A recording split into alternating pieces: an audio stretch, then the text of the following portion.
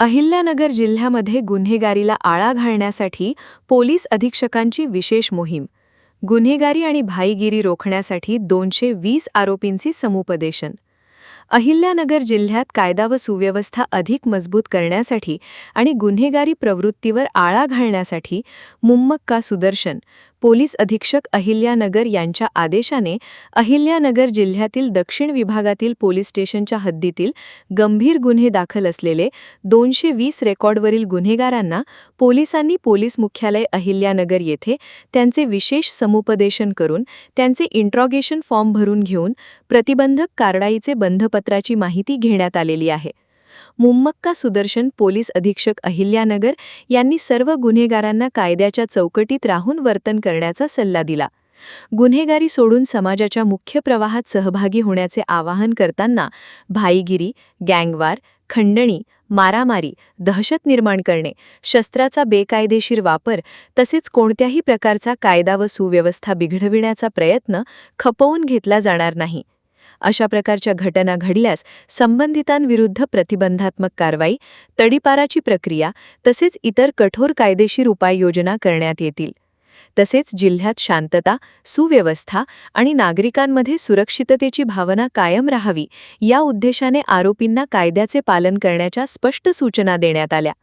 गेल्या काही दिवसांपासून अहिल्यानगर पोलिसांनी गुन्हेगारांविरोधात विशेष मोहीम हाती घेतली असून अवैध धंदे, शस्त्र बाळगणारे, फरार आरोपी आणि सराईत गुन्हेगारांविरोधात सातत्याने कारवाई सुरू आहे. त्याच मोहिमेचा एक भाग म्हणून हे विशेष समुपदेशन आयोजित करण्यात आले.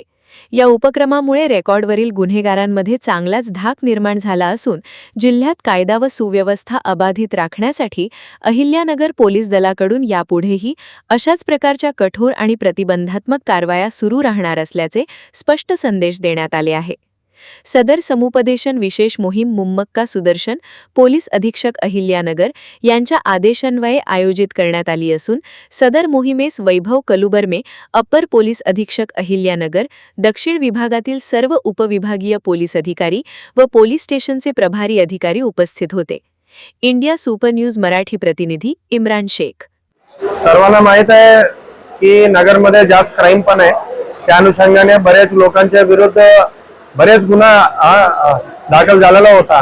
त्या अनुषंगाने आता आम्ही गंभीर गुन्हे करणारे हा आरोपीला आज बोलवून त्यांच्या काही प्रिव्हेंटिव्ह ऍक्शन्स पेंडिंग असतील, त्यांच्या काही डोजियर्स पेंडिंग असतील आणि तसेच त्यांचे इंट्रॉगेशन फॉर्म आम्ही भरून घेतलेला आहे.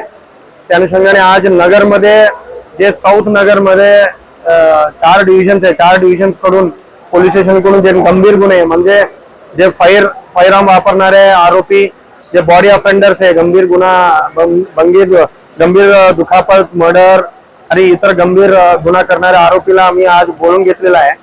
त्या अनुषंगाने त्यांना आता आम्ही काउन्सिलिंग केलेलं आहे की तुम्ही गुन्हेगारांकडून तुम्ही सोडून घ्या आणि पोलिसला सहकार्य करा आणि जास्तीत जास्त माहिती द्या आम्हाला, गोपनीय माहिती. त्या अनुषंगाने आम्ही पूर्ण नगरमध्ये शांतता ठेवण्यासाठी आणि क्राईम कमी करण्यासाठी तुम्ही पण सहकार्य करा म्हणून आम्ही काउन्सिलिंग केलेलं आहे.